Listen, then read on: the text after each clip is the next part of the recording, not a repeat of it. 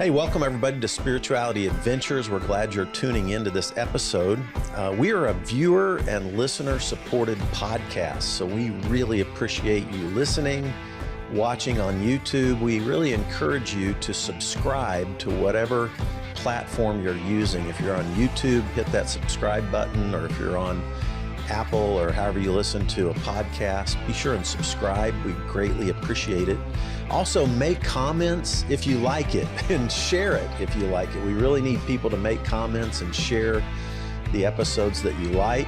And then also, if you're not already a supporter, we really would encourage you to go to spiritualityadventures.com and you can pick a tier, and we have bonus content for every type of giver. This is a nonprofit, so they're tax-deductible donations, but we do provide bonus content for those who are supporters. So be a part of the team, help support Spirituality Adventures, and we're so glad you're tuning into this episode.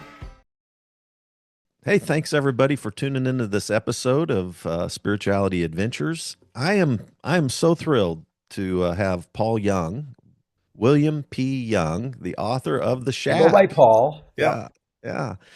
And I connected with Paul through a common friend, Brian Zahn, who's a pastor. He's been on my podcast many times. And thank you so much, Paul, for joining Spirituality Adventures.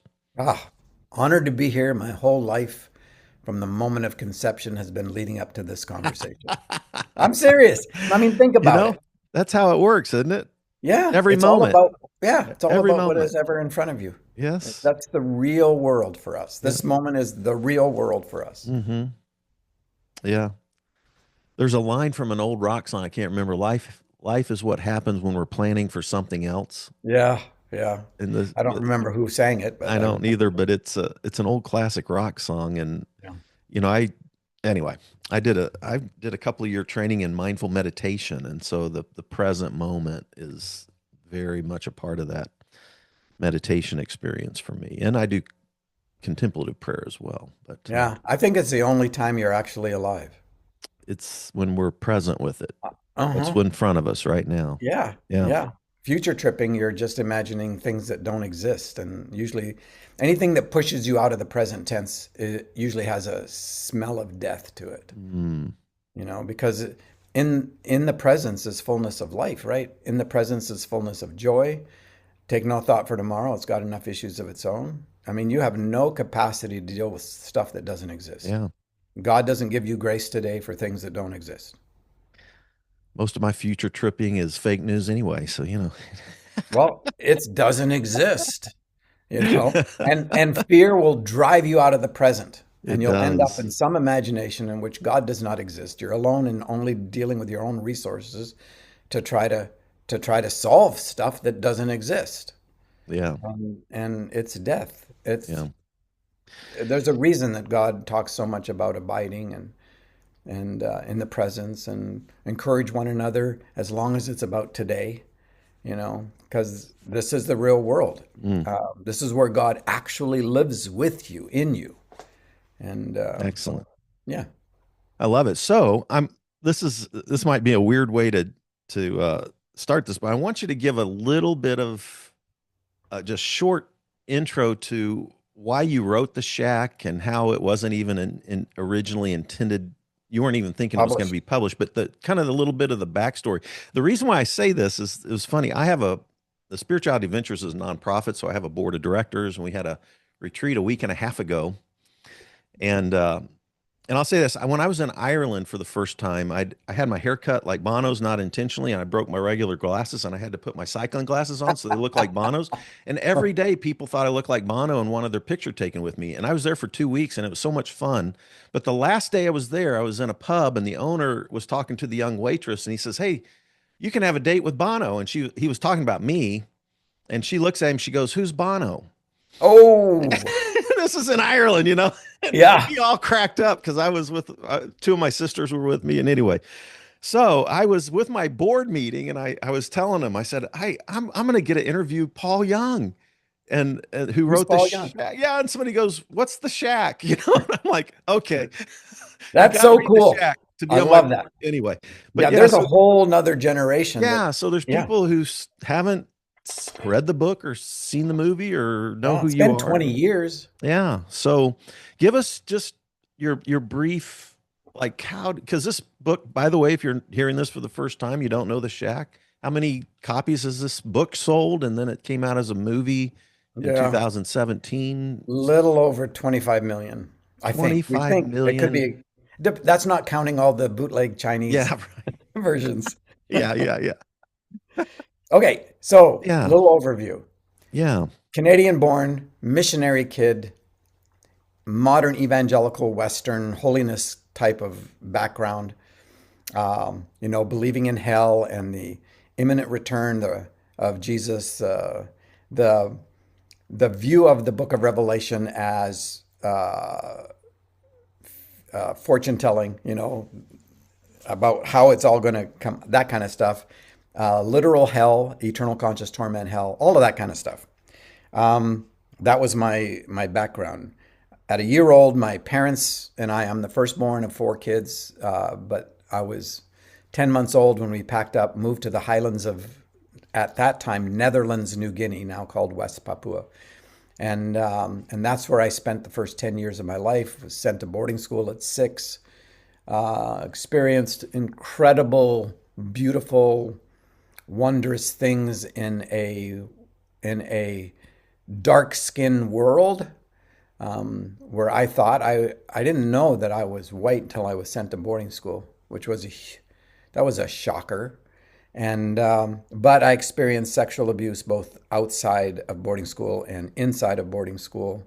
My dad was a hitter. He didn't have a chip for being a father. His dad had broken that from him when he was young, but he had a real heart for Jesus, and came out of the wilds of western coastal British Columbia, where he was a logger, hunter, trapper kind of guy, and had a massive encounter with Jesus, walked into Bible school, graduated, and a year after graduating, we were in the highlands of New Guinea. So that's,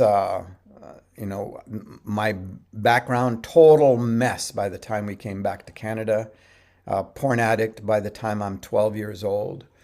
Didn't understand how to deal with the abandonment, with the abuse, but it turns out I'm smart and creative, which did not help because it empowered my ability to hide and create personas that I hid behind. Was always on the move because my personas would crack, and but I really performed well. I went to Bible school, ended up my undergraduate degree, graduating Phi Beta Kappa, summa cum laude, best in my class, all of that. Married Kim. I really didn't know how to love anybody. I knew how to look like I loved people. There was something still alive in all of that. I had this draw toward Jesus, but I was a complete mess, and dragged that into my marriage with Kim. Thank God I married Kim and not somebody who was a pushover. She, I lovingly refer to her sometimes as the wrath of God. But we have 6 children, and when Matthew, our youngest, was very young, 6 months old, Kim caught me in a 3-month affair with one of her best friends. That exposed me. And I really had to make a choice between just simply killing myself and exiting all the shame that way, or seeing if there was a way to change. Pulled a counselor out of the yellow pages, total stranger, went into that, started therapy, turned out to be in a city, extended city of about 1 million people in Portland, Oregon area. Out of the yellow pages, I pulled a guy, Scott Mitchell, who was the perfect person for me. He I didn't know it until later, but he had intersected my life previously, my extended family. That's a whole story in itself. But he told me it would take a year and a half. 9 months into it, he said, "I'm done." And he had initially said that most people bail out right before the really hard stuff. I almost killed myself about 3 months into it. It got so hard. Lost all my hope. And that's a whole story in itself. I ended up going back to him and going like, all right, we need to keep going. 9 months in, he said, you're done. I'm like, you said a year and a half. He said, we've never seen anybody work this hard and stick with it. People say that I'm courageous. I'm not. I was desperate. Mm. And so that started an 11-year journey, at the end of which Kim and I were completely reconciled. I knew she trusted me, and Mm. she did. Mm. And but it was an 11-year.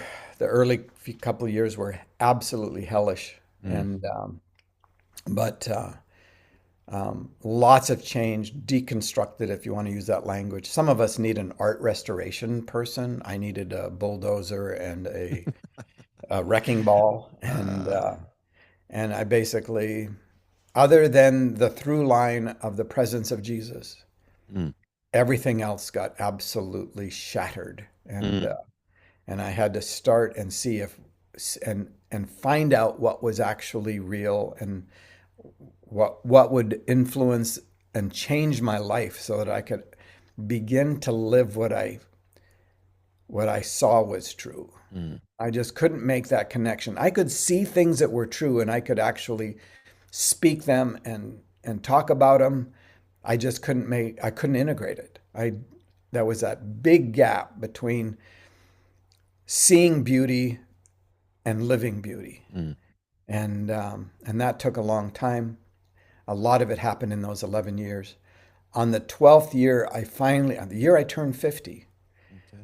I finally felt that I was healthy enough for the first time in my life to do this thing that Kim had been nudging me to do, which was, someday as a gift for our kids, would you just write something, put in one place how you think, because you think outside the box. And the 12th year, on my way to my main of 3 jobs, I was holding 3 jobs, because the the journey required that I deal with all the issues that prevented me from trusting. And one Mm. of them was the fear of financial insecurity. And on the way to one of my jobs, mostly, I wrote a story for my kids. Kim thought she had asked me to do 4 to 6 pages, and but I wrote a story for my kids. Christmas, it was my only Christmas present. We were so broke, and but I went to Office Depot, got some money, which is a story, and made 15 copies of The Shack on their photocopy machine, because they had a sale going on, and I could get 15 copies. I have only 6 kids, and so Kim and I kept the How old copy. were your kids when you did this? The youngest, there's a 13-year gap between our oldest, Chad, and our youngest, Matthew. I think Matthew was like 13 and Chad was 26. I think that's Interesting. the Okay. age gap. Okay. And so So this was 15 the shack. copies. This was Yeah, the shack. this was the shack. And those 15 copies, I gave the extras to my friends, and those 15 copies did everything I ever wanted that book to do. Never crossed my mind to be a published author. Never. Took 2 years before Kim said, you've got to stop calling yourself an accidental author, like you're an actual Hmm. author. And but that stems back from all the shame crap and all of that kind of stuff. Yeah. Yeah. And so yeah, so my friends started giving it away, and we had to make 15 more copies at Office Depot, and that started a chain reaction that Yeah. ended up being this thing, this monster in the world that is loving people, Isn't and that wild? it's so wild. Such a fascinating thing. There's certain books are that are like that. I mean, not exactly the same, but just that have these real humble beginnings that then kind of just by word of mouth I explode. know. Who would have thought? And yeah, yeah, wild. Okay, so for those of you who have not read The Shack or seen the movie, that's your homework assignment. You got to go read The Shack and yeah, watch the movie. I'd encourage you to read the book first. I always like doing the books before the movie. Anyway, Yeah. but nonetheless, I'm curious now. This was so that it officially this was like 2007, 8, Seven. 7. 2007, Yeah. it was actually, because 26 publishers turned it down, and I didn't care, because when you learn to live in the present moment, you don't future trip outcomes. So it was like, all right, this is the next thing in front of me. Yeah. It's not about the outcomes. So, so a couple guys that I'd met, I drove an actual author around one weekend because he needed a driver, and so I volunteered. I don't even know who made the connection for me, but um, I started getting emails from friends of friends who were reading the manuscript that I made at Office Depot, and they were, and I'm like, how do you answer these things? How do you answer these kind of emails? I mean, they were opening up their hearts and lives and telling me things, and and so I contacted him and said, how do you answer these questions? And he said, what did, why are they asking? I said, I wrote this thing. What is it? So I sent him a copy, and he does the author thing. It'll probably take me 6 or 8 months to even read the first 20 pages. And that was on a Friday. And Monday he phones me, which he had never done. And he goes, why did you send this to me? I'm like, I thought he was offended. I said, just throw it out. And he goes, no, I can't print the pages fast enough. I'm like, what? So that started a conversation. He and a couple buddies helped me get the book ready for print, and we found a printer down near one of the guys' houses. He volunteered to ship books out of his house at night, and we put up a website, but the only way you could find the website was at the back of the book. And so Yeah. it was word of mouth is what it Yeah. was, It's and became this incredible thing. yeah. So almost 20 years have passed since then. 20 years in this And May. Yeah. by the way, for those, we're going to move into talking about healing from all kinds of stuff, right? But Yeah. before we get to healing, this was a book. Like my church I was pastoring a church when the book came out. We had already had inner healing ministries that started in the 90s, at my church, and had a staff member that was basically their job, was to do inner healing ministry. So we loved the book, encouraged everybody to read it, had it in our bookstore. But I'm curious, have you had any theological shifts in the last 20 years since you wrote the book? Yeah. Yeah, I wrote the book in 2005. So, yeah, so we're in our 20th year. It got published in 2007, Okay. printed in 2007.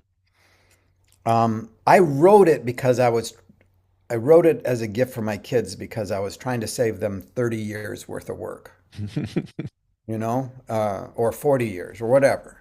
And you give a book to your kids and it's like, oh, a book. Thanks, Dad. We'll get right on that. So it took them a while, but it had a significant impact in their lives. And we've always, well, not always, but oftentimes we've been a place that has been safe to have a conversation. I don't know. Can you hear that? Yeah. It's my end. I'm getting something from that I shouldn't be getting from one of Okay. my grandkids because I've got a do not disturb sign on Yeah, my I've got all phone. my stuff shut off, so, and Yeah, on no, it's me. airplane mode. Yeah, so I don't want to connect. How do I get rid of you thing here? Phone mirroring. Let me quit that. Yeah, okay. We All can right. we can edit it a little bit, Paul. So Oh, no I problem. figured you could. So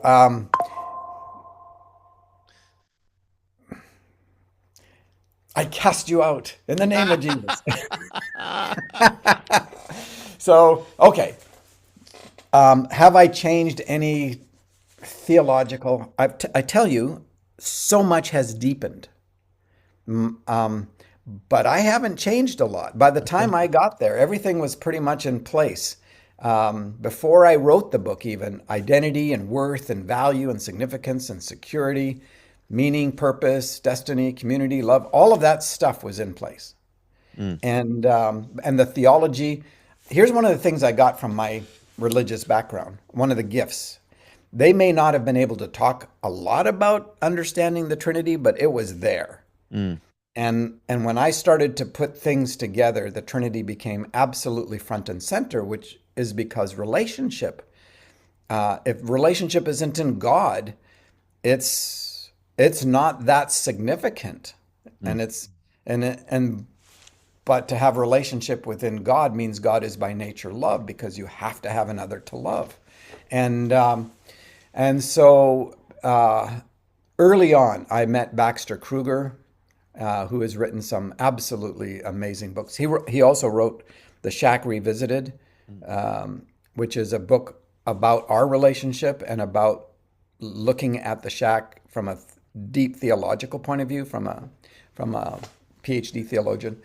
And that helped deepen it. I've met a bunch of other people who have just deepened that reality. So change, yeah, change in the sense of going deeper and deeper into some of the theology that had been established in me, and Mm. things that I'd worked on since I was a teenager, Mm. that I could see were beautiful and true if I could only live them. Mm. But by the time I wrote The Shack, there was I had a real integrated life. Mm. Mm. And I lived what I knew.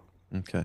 And so, I mean, there are lots of little pieces that have been added to it since then, but no major shifts Okay. theologically. Yeah, I was just curious. The Yeah, the no, it's a book good question. that you wrote, Lies We Believe About God. Yeah. You kind of spell it out in more of a, nonfiction way. Yeah. My detractor said, finally, he's not hiding behind fiction.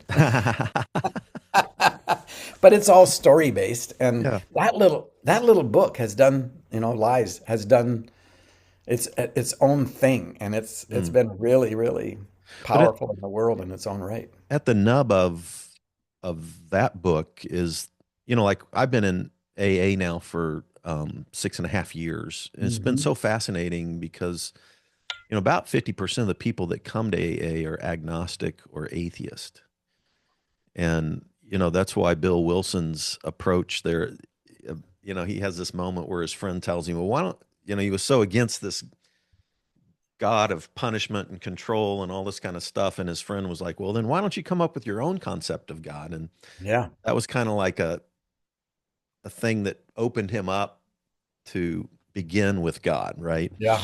And then what a gift to the world. Exactly. And so but watching all these people come in, and I mean, even just the word God in the AA literature is triggering for many people. Oh yeah, And I'm thinking at the nub of, or at some of the heart of what you try to help people deconstruct out of is a punishing, fear-based kind of God, kind of religion. yeah, Is I'm I'm that seems to be a theme of yours, is trying to help people rethink God in some ways so that they can be healed. And so yeah. is How that, do you how do you trust a God that is not trustworthy? yeah, How do you yeah. trust a God who isn't good by nature and love by nature? Mm. How do you want to protect your child even though God knows that he's going to keep them alive forever in eternal conscious torment? I mean, what a divide within the human being, let alone within our theology. If Oh if my God. if our theology is low, our anthropology will be low also. And and a lot of us, what does MacDonald say? Good souls many will one day be horrified at what they believed of God. Mm. Great line. Mm. And so true. But we have been fed so much. Not it's not just nonsense. It's diabolically evil theology. Mm.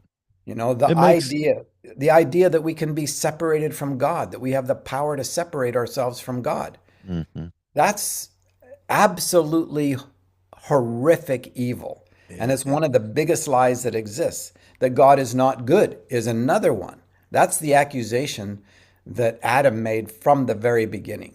Everybody thinks that it's all about eating the fruit off the tree. Adam's already gone by then.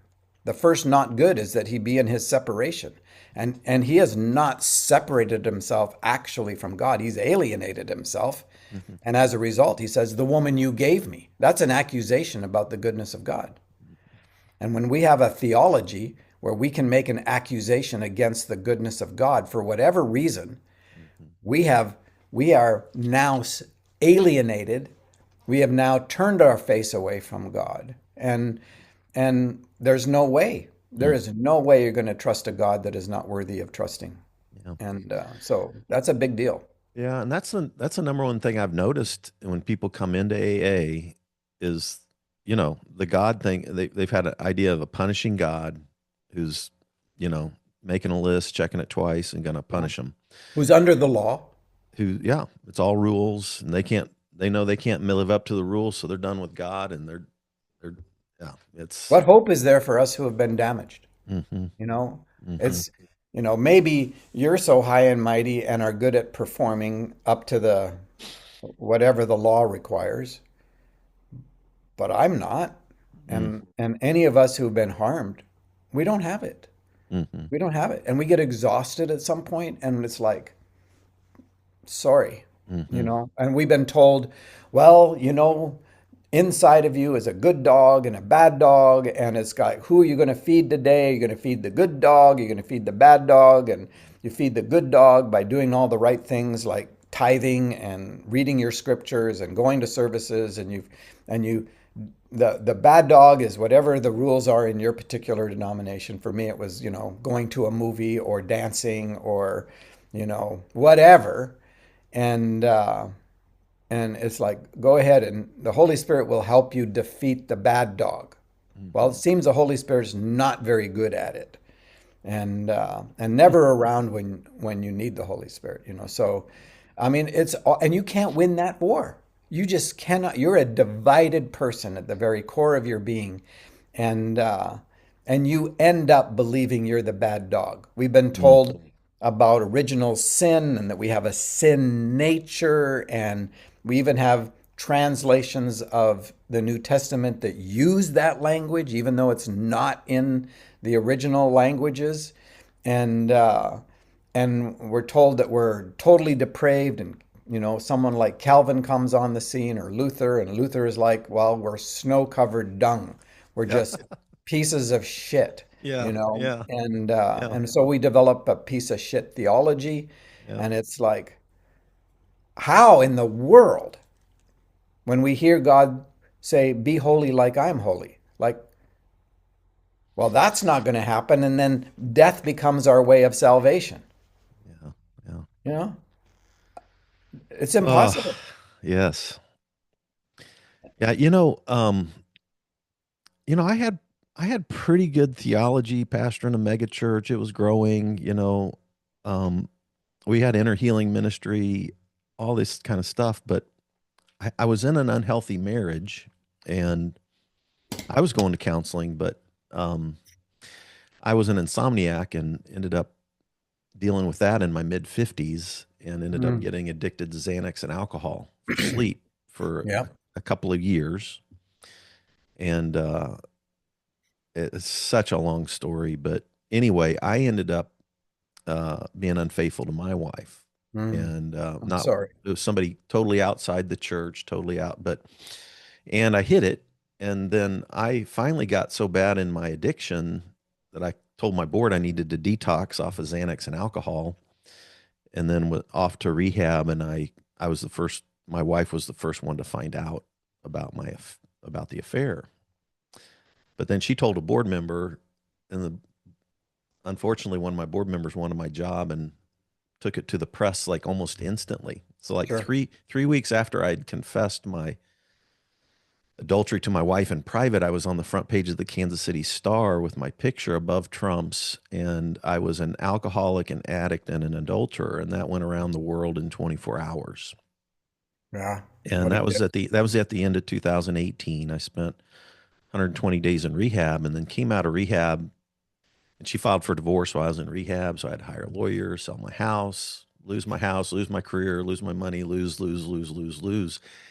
And in the darkness of all of that, I really felt like an eight. I mean, I didn't feel God. I felt the darkness felt like God wasn't there. Sure. Absolute not there. And if I had anything to say to God, it was just a bunch of cuss words. I Yeah. mean, and somebody mailed me a copy of Richard Rohr's Falling Upward. Mm. Mm. I read What a that, and gift. I say that got my faith off the ventilator. Then I started reading everybody that Richard footnoted.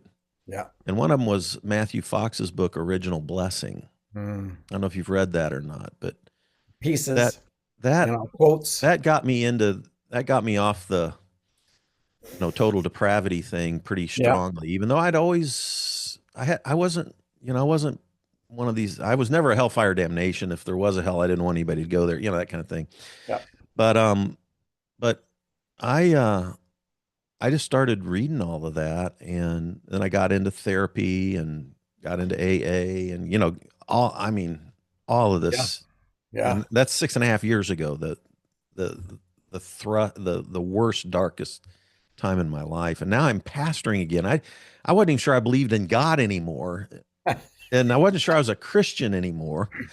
And so when I went to Living Water Christian Church, which is an open and affirming church, a very small, it was just a very small part-time thing. I was like, can I be a pastor of a Christian church? So I'm not sure if I'm a Christian or I believe in, anyway, I'm exaggerating a bit, but honestly, in the terms of the nub of it, it was super dark. But so it was interesting to come back to revisit like the shack, and you know, and I've host like digging deeply into God, the God of love, Yeah. and the being, realizing how much separation theology I had in me, realizing what a mask I'd put on, to maintain an appearance, Of course. and so all of that just, I mean, my ego just was completely shattered by all this, right? Your egoism. Yes. Yeah. Yes. Yeah. Yeah. So I'm curious in your journey of healing, because to me, when I read you and hear you and listen to your podcast, your heart is always to heal the wounded heart of Always. humanity. It's just Yep. that's you bleed that, you know, um, in a good way, And so, what are some of the healing modalities that you've discovered that have helped people the most? Obviously, storytelling and Trinity and good theology, but I'm like some of like maybe like even actual, like you've mentioned 12 steps on your podcast. You just did a whole series or whole thing on the 12 step. Are there other modalities like say IFS, internal family systems, Oh, or yeah. DBT, There's dialectical therapy, or I'm there's tons curious, of them. can you share with me some of the healing modalities that you found the most helpful, not only for yourself but other people, as you've been in the stream of healing the hearts of wounded and broken people? Yeah. One thing I want to mention is remember that out of darkness all the cosmos emerged, Mm. right? Yeah, tohu vabohu is the Yeah. Hebrew. Yeah. It was empty And and void, and the yeah. spirit hovered over the tohu vabohu. Yeah. Yeah. That's the beauty of the black, the beauty of the darkness, Mm. is that all creation was found inside of it. And all the crap that happened to you and happened to me was such a gift. When you look back, it felt like outer darkness, but It's taken me a while to see it that way, Paul. I know, I Yeah. know. I'm just saying that there are folks out there that are going to have to traverse the darkness, and they just need to know that in that Mm. darkness is the new creation, and that will Even if you emerge. can't feel it or see it. Correct, Yes. correct. And that's the journey toward trust. Even if you come from a charismatic Pentecostal background, there will be a time where you will not sense the presence of God in order that you can move away from addiction of experience to trust that is based on the truth of who God is, not the experience of what you can get. And the modalities, I've intersected with a lot of them, and almost none of them. Well, I can speak to the modalities that I have experienced because of Scott Mitchell. Scott Okay. Mitchell was the first person that I ever said to in my life, "Can you help me?" Mm. And so, if you want a modality, it is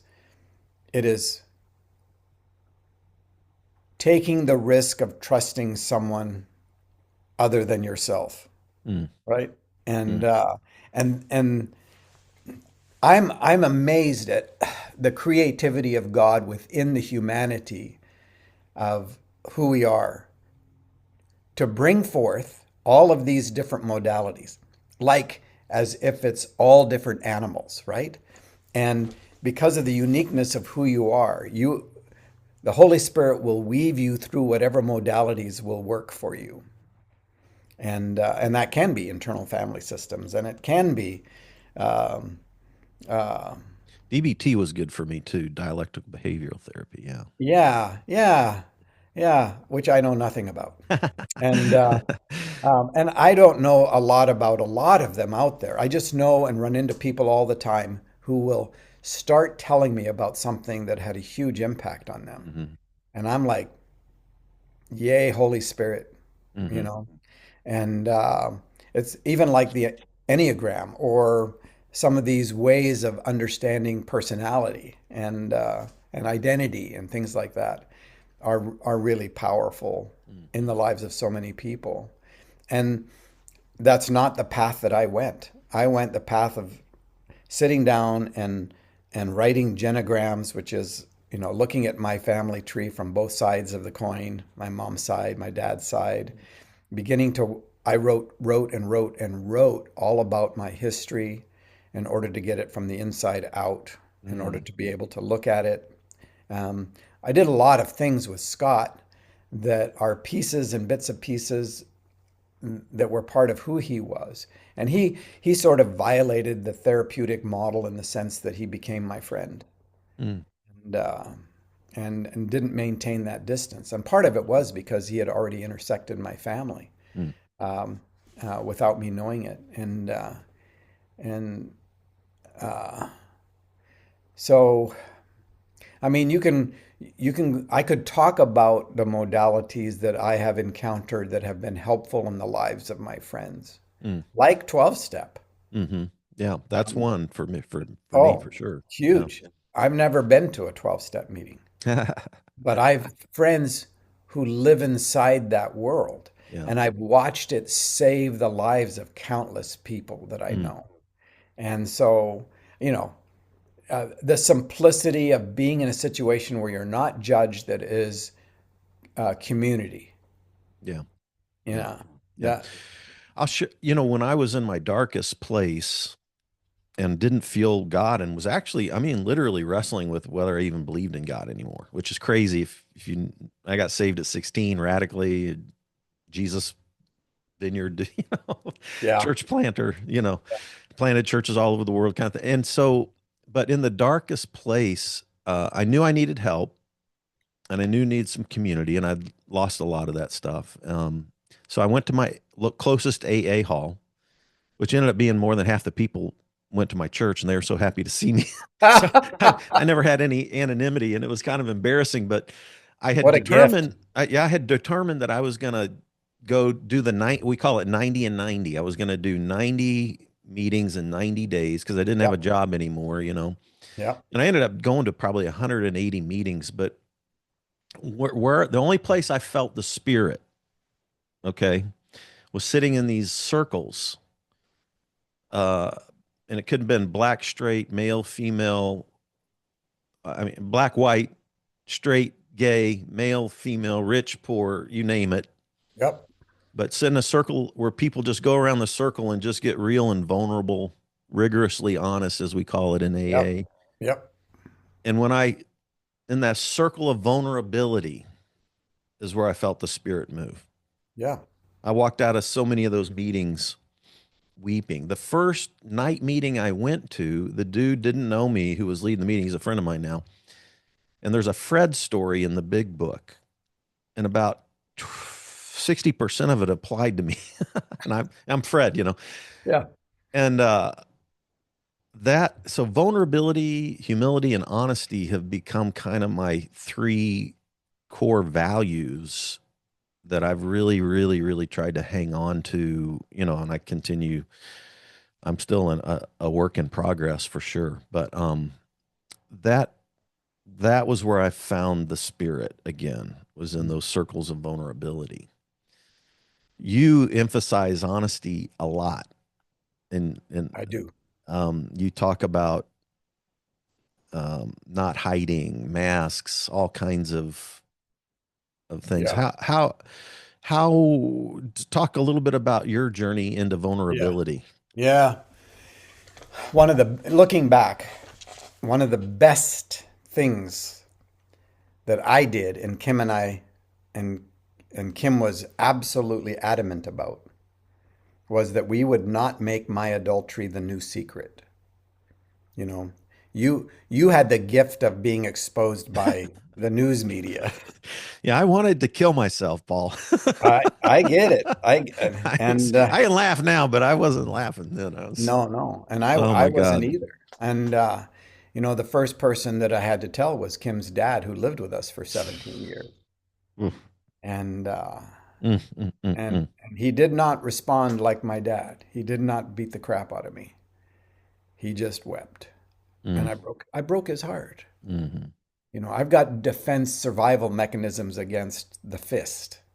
I don't have any against kindness. mm, And mm, but we made that decision, and we also made the decision that I would be the one that told,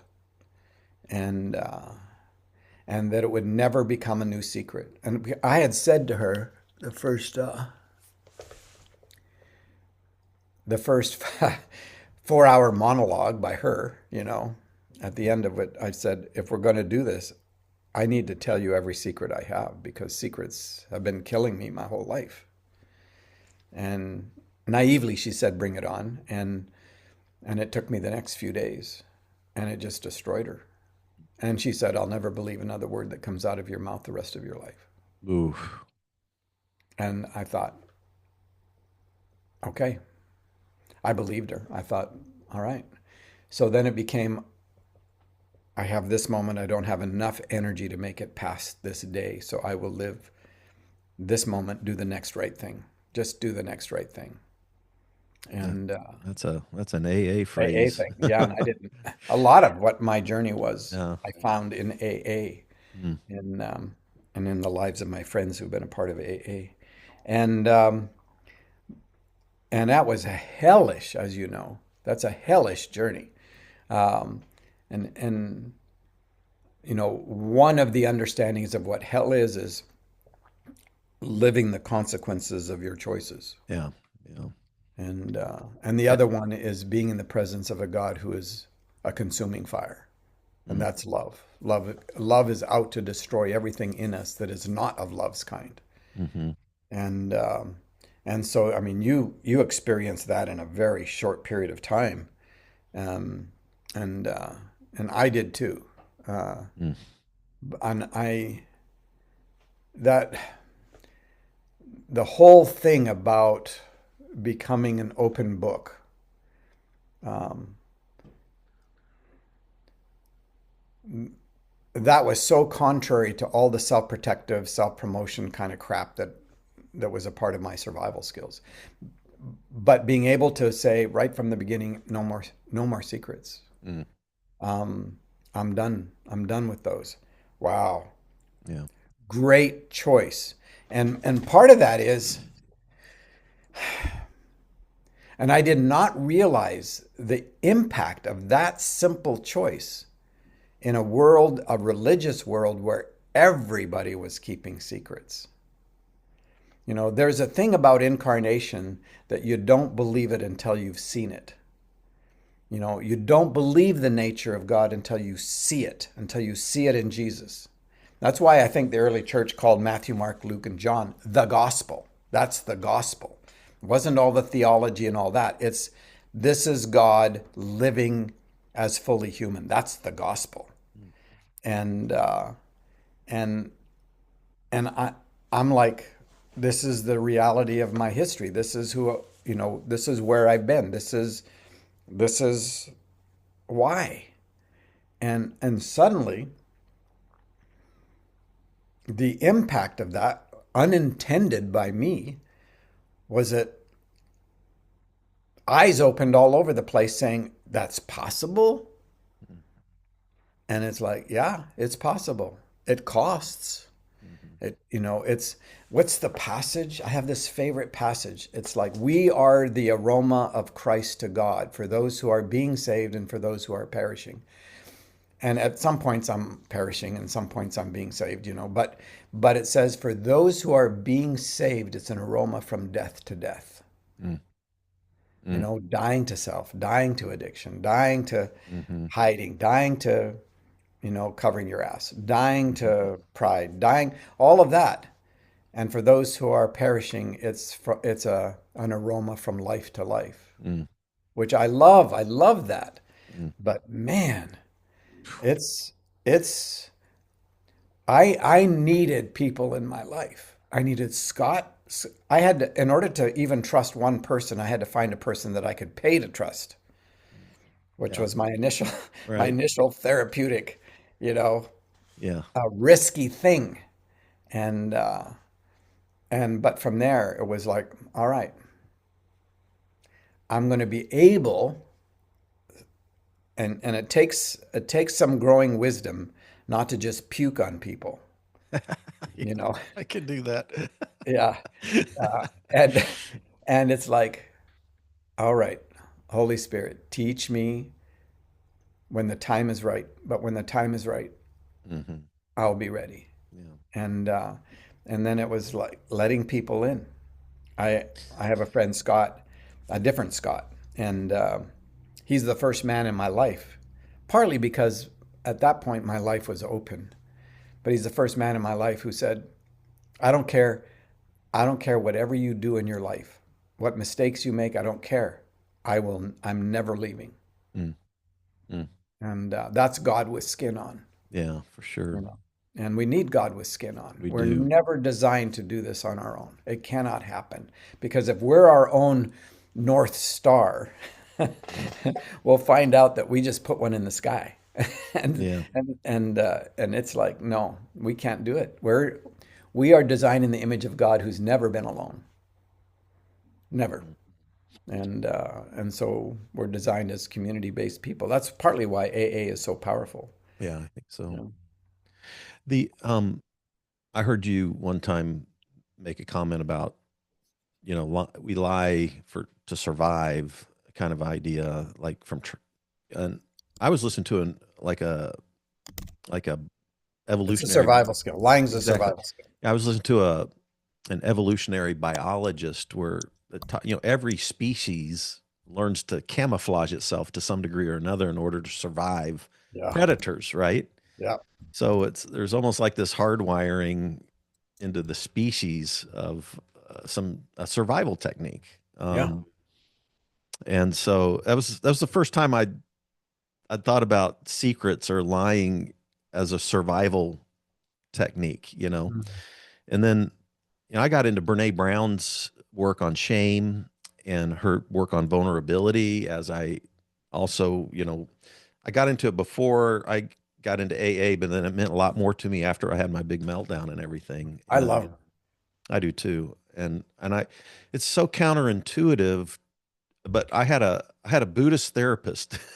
I had a Christian female therapist and a Buddhist female therapist, both at the same time. I was really trying to grow and heal, but my Buddhist female therapist told me the only way to get over your shame, because I just wanted to die. I just wanted to crawl in a hole and I die. hear you. And I Been didn't leave. Like, I live 5 minutes from my megachurch. I've been 6.5 years still bumping into people every day that I was their pastor. And so you can imagine the trigger Yep.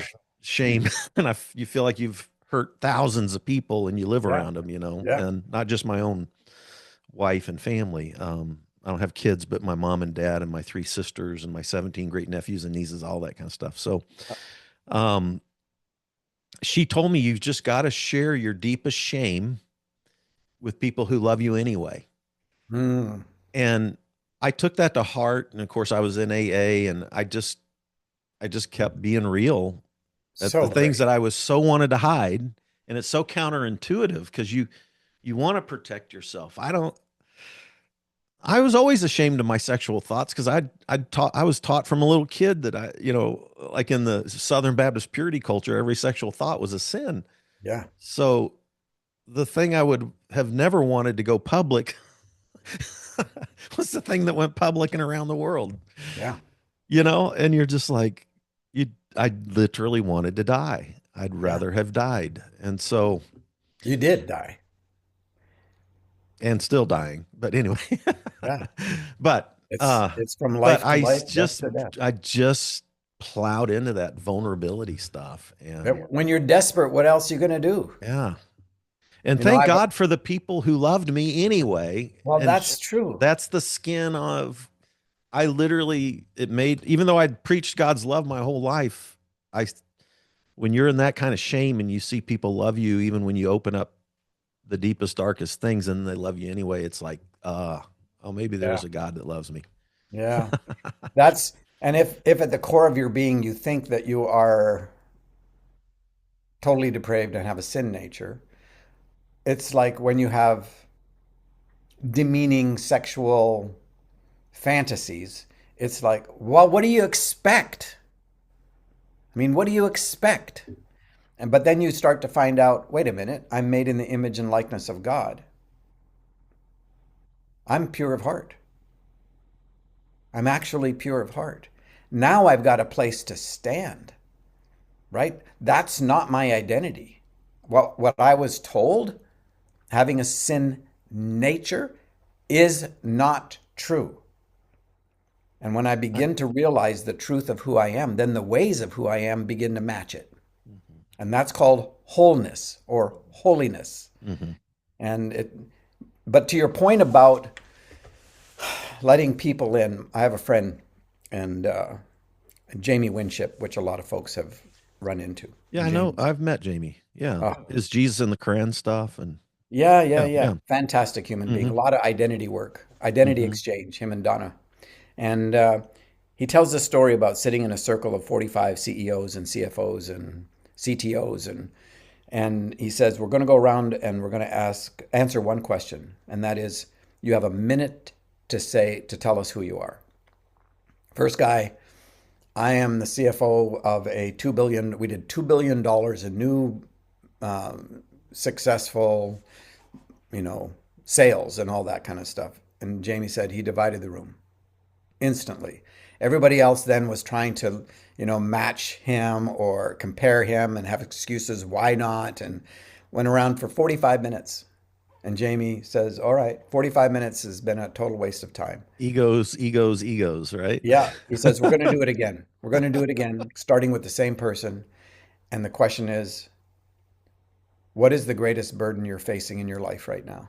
Hey. And the $2 billion person bursts into tears and says, my kids won't talk to me. Yeah. And unified the room instantly. Instantly. Yeah. And that should tell us something. Mm. All this posturing and hiding, there is no healing in that because you're trying to save an image of yourself that actually doesn't exist. Yeah. That's my little thing about Jesus going, or people at that time, many will say, we did this in your name. We did that in your name. We healed in your name. All this performance stuff. And Jesus says, I don't know you. Yeah. Depart from me. What is he talking about? What's Jesus talking about? He's talking about the false persona that we created out of performance. Yep. And he says, that's not a relationship. I'm not building a relationship with something that doesn't exist. Mm-hmm. And so I want that destroyed. And then you and I can have the possibility of a face-to-face relationship. I love that. It's not a threat. It's a promise. And the same thing. What you've done in secret will be shouted from the rooftops. It's not a threat. It's a promise. And when you and I, when we look back on our lives, as painful as all that was, all that exposure, all that was, I am so grateful. I'm so grateful that I was exposed. I'm so grateful that In that exposure, I began to build real relationships. Mm. I began to find out that people would love me anyway, Yeah. Yeah. that I didn't need to create a persona to find those little bits of, as false as they were, I still wanted little bits of affection and approval. Mm. But they were based on that persona that wasn't even real. So I had to keep the persona going to get those little bits. And now, no persona. And I'm flooded with affection and love that is unconditional, Mm. that it doesn't justify any of the stupidity that I do, but I'm quick to ask for forgiveness. I'm quick to recognize what it is, and I'm quick to talk about it and open up that piece. And I keep doing it.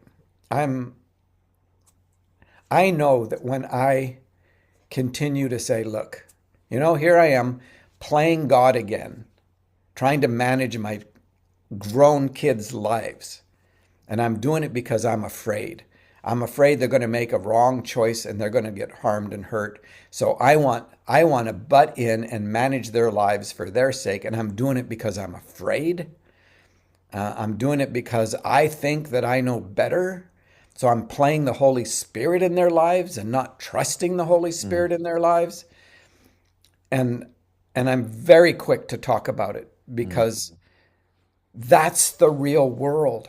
Yeah. How many of us are management addicts? Yeah. Yeah. And Wow. if somebody doesn't talk about it, everybody will begin to hide it or won't even see it.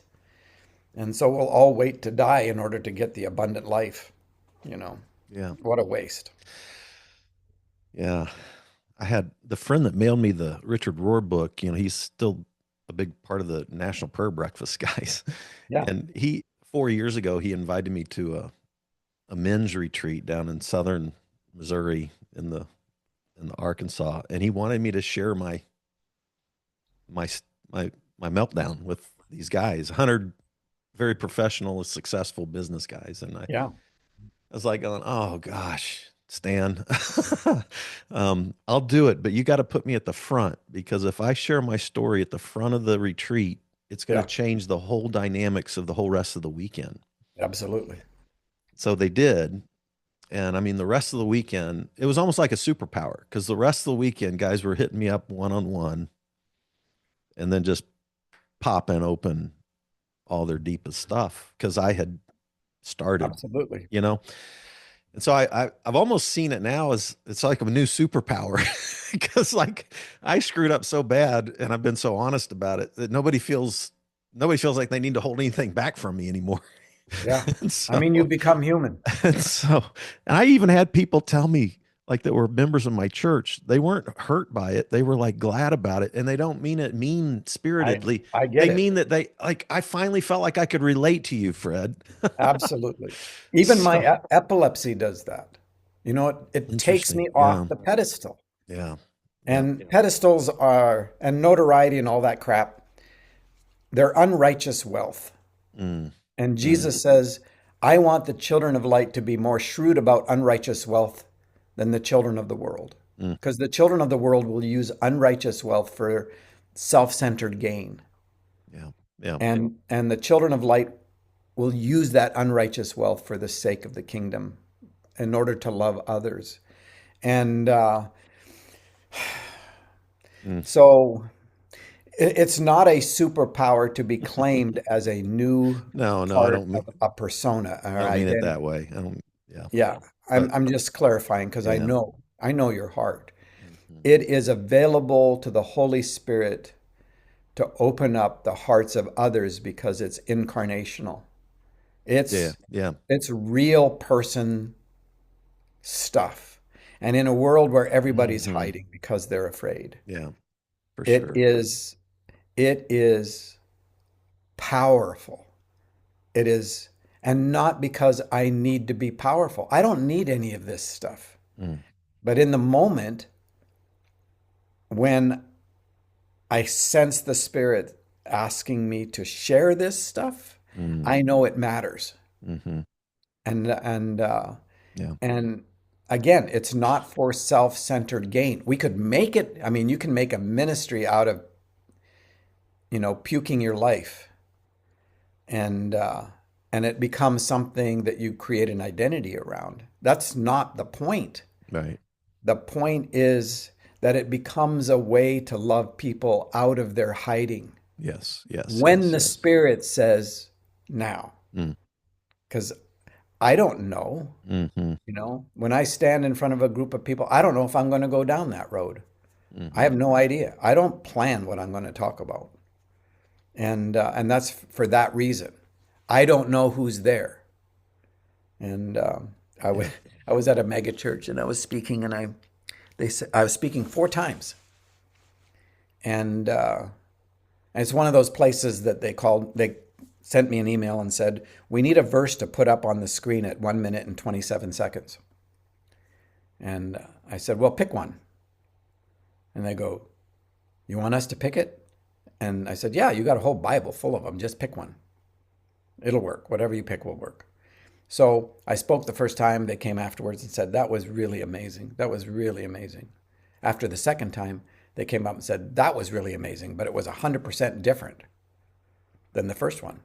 I said, well, I supposed if none of us had changed, including me, and we were the exact same group, it would have been the same.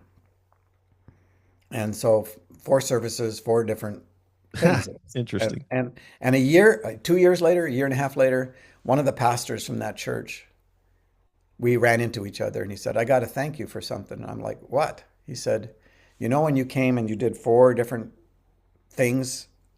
I said, yeah. He goes, that changed our culture. We've never asked anyone to preach the same thing in the services Interesting. again.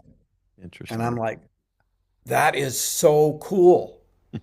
It's a movement toward trust and into Mm. risk, Yeah. because trust is spelled risk, Yeah. Yeah. and Faith, yeah, faith is spelled RISK. That's yeah. Anyway. Well, hey, thank you so much for your time. You've been so generous. you're I'm welcome. curious, Again, honored. resources. I actually bumped into a guy here in Kansas City. I think his name was Brad a few years ago. Brad, I love Brad. He's a And good friend of he mine. was trying to get me to go to a retreat, evidently, that had some kind of like a healing retreat almost. Uh-huh. And I didn't, Yeah. it didn't work out with my time, and then I've lost contact. We had coffee one day together. But I'm curious, are there resource other than your books and your podcast? By the way, Paul Young podcast. yeah, Paul Young podcast. Everybody check it out.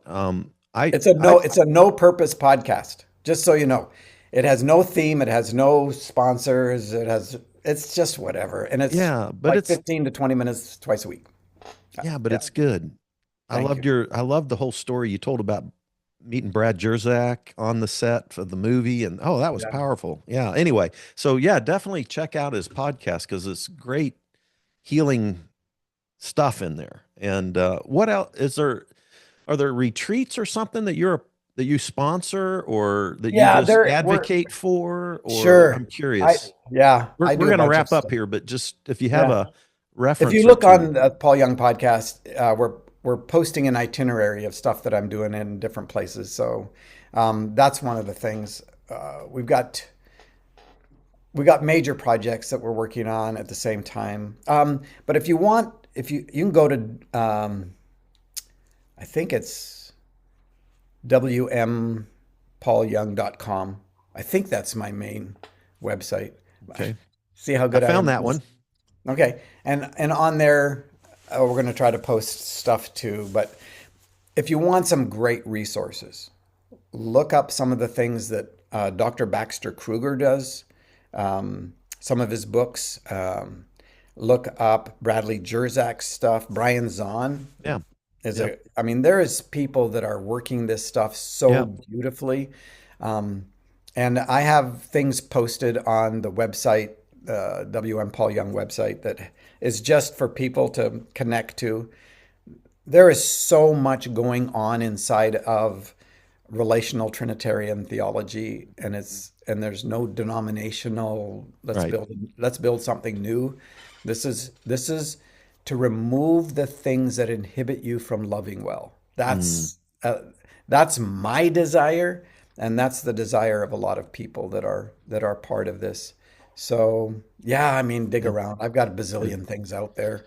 And I just got an email this morning from my friend Jonathan Foster, who wrote Indigo, The Color of Grief, which I think was a masterpiece. And Jonathan and you are going to be doing a writer's retreat in August. So check that out too, folks. If you're there's so ilk. much stuff going on. Yeah. And Jonathan, I love. And it's Brad Hill, by the way. That's it. Yeah, Brad Hill. That's who it was. Yeah. And he's working on stuff a lot with business people, integrating being human into the workplace and all this stuff. Good stuff. Yeah. Well, thank you, Paul. I appreciate you. Thank you for your heart too. And thank you for I'm soaking in the love and the healing. I love that. I've needed it. So thank you so much. Beauty comes out of ashes, because ashes are the only thing that make it through the fire. Yeah. Oof. And I'm doing an Ash Wednesday service here tomorrow night. So there you go. All right. That's a great way to close. Anyway, thanks everybody for connecting and listening in. Thank you, Paul, so much. Appreciate it. Blessings, everybody. Take care. Hey, you made it to the end. Thanks for listening all the way through on this episode. By the way, if you're not already a supporter, go to spiritualityadventures.com, sign up for one of our monthly supports, and you will receive our bonus content. You'll receive lots of interesting information about our guests. Many of our musicians will do special bonus songs and record a song. So I want to encourage you to do that. Thanks for listening. Thanks for watching. Be sure and subscribe. Be sure and share any of the episodes that you like. And be sure and make comments if you like them as well. This helps us get Spirituality Adventures out there to more listeners, more watchers. So whatever platform you're using, subscribe, like, share, make comments, and go to our website, sign up for our team, and be a part of the team support. Thank you so much, and we'll see you next time.